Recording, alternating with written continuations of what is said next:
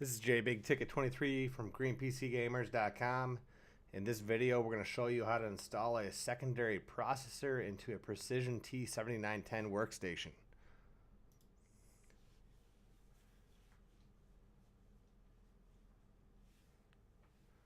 Alright, so the first step when considering to upgrade your Precision T7910 to a secondary processor would be to update your BIOS. One of the main reasons why you do this is if, let's say, you were going to upgrade both processors and you're going to go to a new processor. Well, you want to have all those Intel microcode updates already on your system.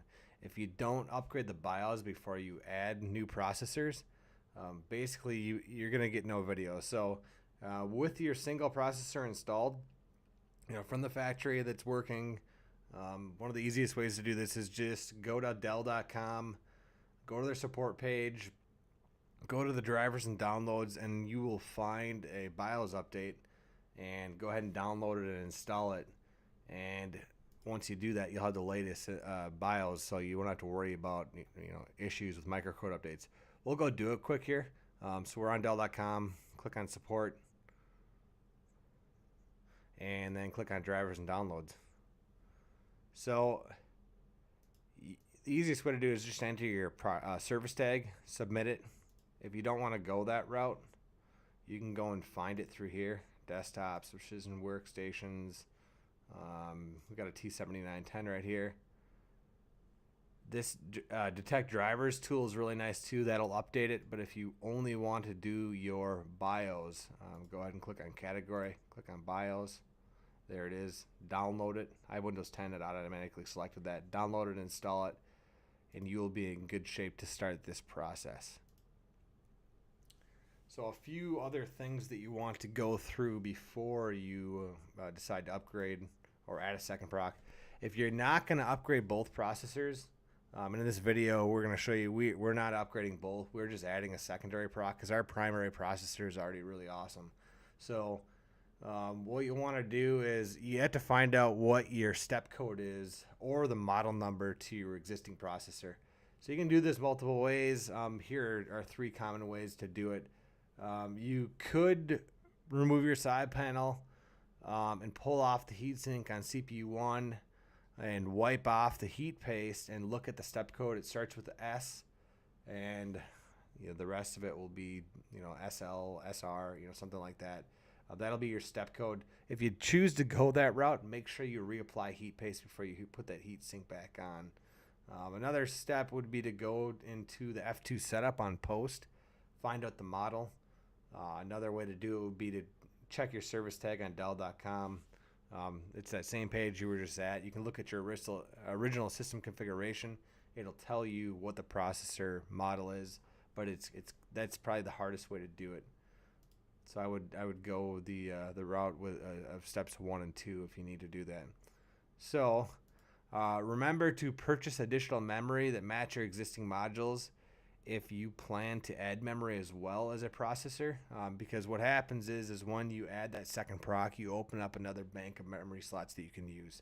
If you don't want to add more memory, what you can do is pull memory from CPU 1. If you have more than one module installed, you can pull those out and split them between CPU 1 and 2. You'll see that. That'll make a lot more sense once we show you how to actually install the processor. So here's our system. Actually, before we go through the actual install, I'm going to take you to GreenPCGamers.com. If you've never been here, you have to check it out. Go to the blog page. At the top, we have the Precision T7910 upgrades already. If you don't see it, just search it. Just search your model like T7910. It'll pop up. So if you don't know which processors you want to install, or let's say you want to upgrade both of them, go to this site. We pick the high clock speed CPUs, and that's what we use to install. We include the step codes as well. So let's say you have like 2E5 2603 V3 quad core, just low on processors in your system. Consider upgrading both. Use this resource, and you'll be able to find high clock speed CPUs as well as memory options. We even include the part numbers for the memory. other upgrade options as well. This site will give you a lot of good ideas for upgrading. All right, let's continue on with the install. So here's our system. As you can see, we're going to add two 8 gig modules, and so here they are, two 8 gig 2133p modules. And here's our processor. We're going to install an E5-2637V3 proc. It's 3.5 gigahertz. Let's go back to GreenPCGamers.com real quick and take a look at the specs on that. It's the E5-2637V3, 3.5 gigahertz, 15 meg cache, 9.6 GTS. Max turbo frequency is 3.7 gigahertz, and as you can see, here's our step code. So if you want to copy the processor that we're installing you can do that. Just remember, you have to match CPU 1 and 2. So if you do one, you have to do both. Here's our heatsink. This is a proprietary heatsink. There's the part number. It's got a fan right in the middle of it. You can't really see it, but there's a fan. There's a Molex connector to the fan. When we install this heatsink, we do need to plug that fan in. Otherwise, the system will halt on post. Okay, so let's pull the side panel off and take a look inside the chassis. So as you can see, we have our processor 1 installed. There's no heatsink covering processor 2, and that's one of our banks for CPU 2, and that's where we're going to install our memory module. And then there's also another bank that's hidden underneath this shroud. So there's two blue clips. We'll show you both of them there. Basically, you put your pointer finger and then your thumb on each side, push in, it pulls off really easily. So here's our second bank for CPU 2. So we're going to do CPU 2 DIMM 1 and CPU DIMM 2. Those are the two slots that we're going to install, because we also have DIMM 1 and DIMM 2 on CPU 1 installed. So we have to match. And they do have to be matching memory modules. Otherwise, it just won't work. It'll most likely give you a beep code or complain and degrade the memory. So we're going to pop in both memory modules to match our modules in CPU slots 1, DIMM slot 1 and DIMM 2. You just basically slide those modules in, and once each side is in, just click each side down. If they don't install easily, you're not doing it right. So just make sure that notch is lined up properly, just like the video. All right, so now we've got our processor slot. Be very careful around the pins on that slot. Do not touch them. If you do touch them, you will bend them, and you will not be able to get this secondary slot to work. So do not touch those pins. So go ahead and remove those retention clips. Pop your CPU. Line your CPU up. As you can see, I can't really see the CPU because of the video, but you can see how it locks right into these notches. All right, let's go back a little bit. All right, so we can see how it locks right into that notch, that notch, that notch, and that notch. It'll drop right in really easily. Once it's in there, put your retention clips back on. Top one goes first, then the bottom one goes on. You have to do it that way, otherwise it won't work. At this point, we need to apply some heat paste. So we use Shiatsu Microsci thermal grease or heat paste. Just drop like a pen cap right in the middle.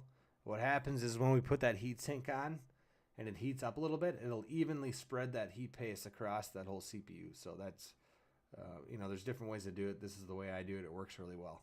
All right, so the first step is remember to plug your CPU fan in, because if you put the heatsink on first, you won't have enough room for your fingers to actually slide in and put that Molex connector in. And if you don't install this fan, it's going to complain on post and it won't let you boot. So make sure you get this done properly. Okay, we've got that lined up. And then you can shimmy your way around. There's 4 screws to lock that heatsink down into place. Don't use a power drill. Use a hand drill. Or not a hand drill, but use just a Phillips screwdriver. And, once they feel like they're tight, just stop. Don't keep torquing them, because you'll break them if you do that. So do all 4 of those. All right, so we've done a little video magic. We've locked that into place. Now we just need to put our memory shroud back on.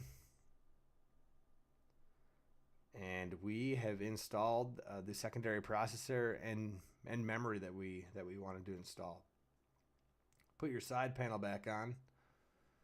At this point, we're going to go into the F2 setup and make sure everything is recognized properly. So we'll go into F2 in post. We see that we have BIOS A27. We have 32 gig of RAM installed now.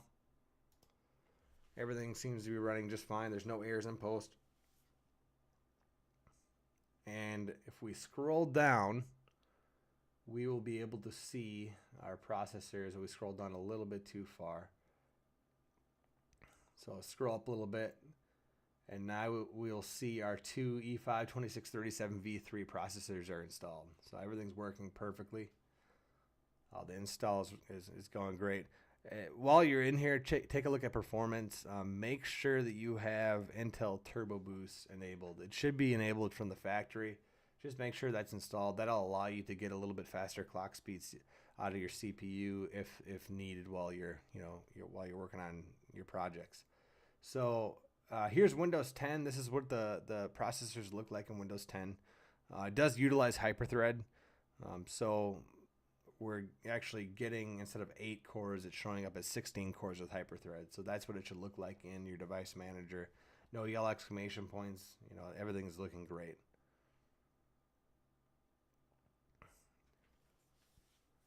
So we have a successful install.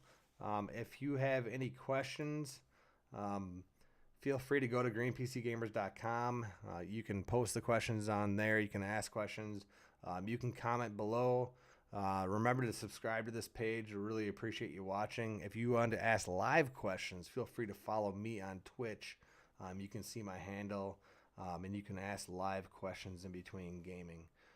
Thanks again for watching.